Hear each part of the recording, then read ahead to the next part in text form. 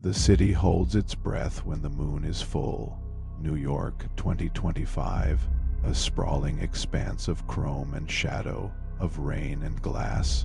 But beneath the constant hum of delivery drones and distant sirens, something much older is stirring, something that remembers the taste of blood better than the sound of language.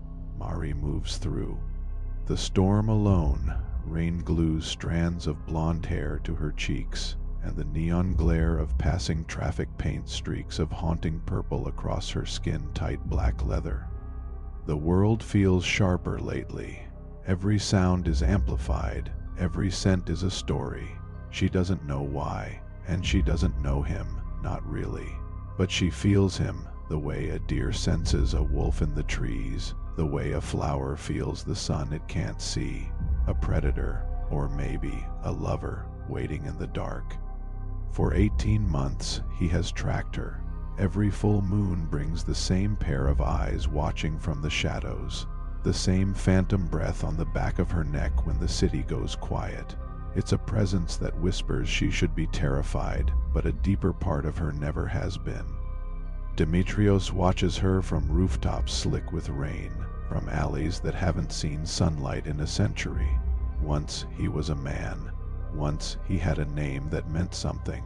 Now he's a creature built from a legacy of guilt and an insatiable hunger, chained forever to the cycles of the moon. He told himself he was watching her to protect her.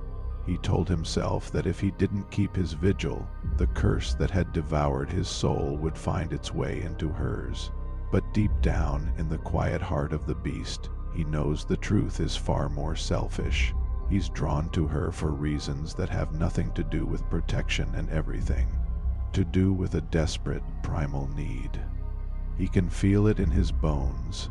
She's the loose thread that could unravel his entire cursed existence. She's the first woman in decades whose scent quiets the feral monster raging inside him, whose heartbeat hums like a forgotten lullaby. But that's the secret he guards with his life. If the curse ever truly touches her, she will become more powerful than him. And that knowledge, that terrifying possibility, is what keeps him from ever speaking her name aloud. Mari's friends think she's losing her mind. She's tried to explain it, the feeling of being watched, the constant presence just at the edge of her vision. They tell her it's just the city, the paranoia that seeps into everyone eventually. She doesn't tell them about the impossibly deep scratches that appeared one morning on her steel door frame.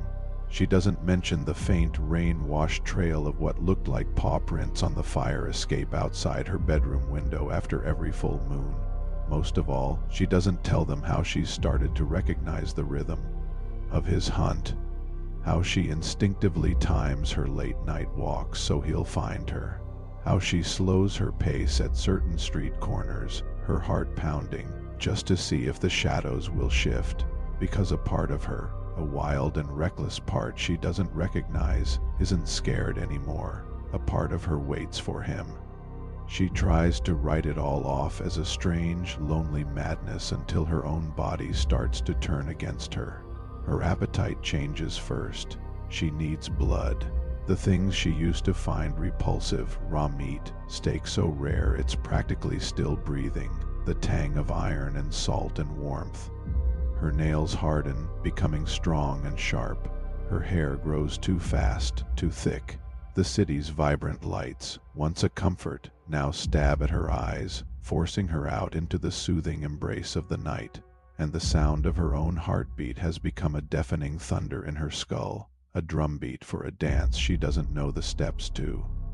And yet, despite the strange and unsettling changes, she finds herself craving the light of the moon. She's drawn to it, pulled by an invisible string, its pale glow a balm on her restless soul.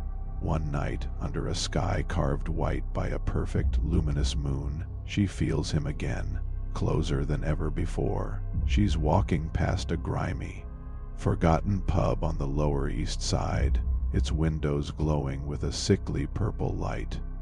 The fight spills out onto the slick pavement, two men brutally beating a third against a parked car.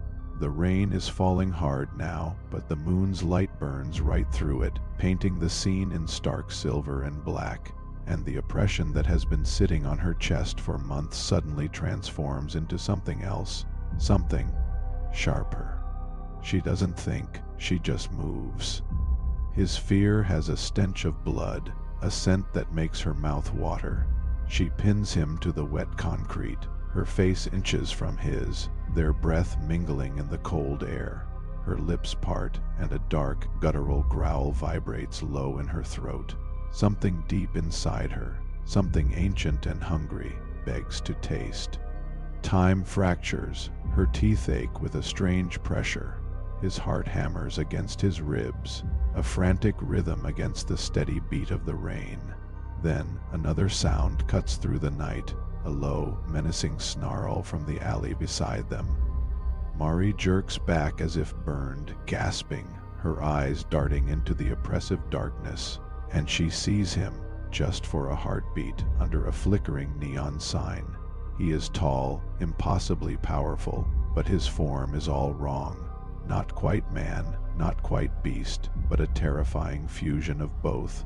Rain glides off the black first, wretched tight over powerful muscle, and his eyes burn with a fierce amber light. Their eyes lock, predator to predator. A spark of recognition ignites, buried deep inside a mountain of terror. She doesn't know who he is, but she knows him. She feels it in her marrow, in the very blood singing in her veins. And then instinct takes over. She runs from him, from what she did, from the person she is becoming. From the shadows, Demitrios watches the change finally begin in her, an ethereal glow under the pouring rain. He knows exactly what this means. The curse has found its new host, the hunger has claimed her, and the moment she truly surrenders to it, she won't stop until she kills or until she finds him. He takes a half step out of the alley, his voice a ragged whisper that rips through the thunder, spoken more to himself than to her retreating figure. If she learns what I am, what's coming for her, it'll destroy her. But still, he watches her vanish into the storm, powerless to stop the magnetic pull that exists between them, a force as undeniable as gravity. That night, Mari barely sleeps. Every creak of the old building sounds like his breath. Every flicker of a distant purple streetlight feels like the beat of his heart. She stands at her window, drenched in moonlight, her body trembling with a strange new energy. Something inside her hums with a terrifying, exhilarating life. It's not fear anymore, it's longing. She whispers into the cool glass, her own reflection flickering between the woman she knows and something else, something wilder. Who are you? Across the city, in the crumbling ruins of an old, abandoned church, he stands in the shadows, her scent still clinging to him. He whispers her name back to the echoing darkness, a promise and a curse. Someone who can never love you, but will.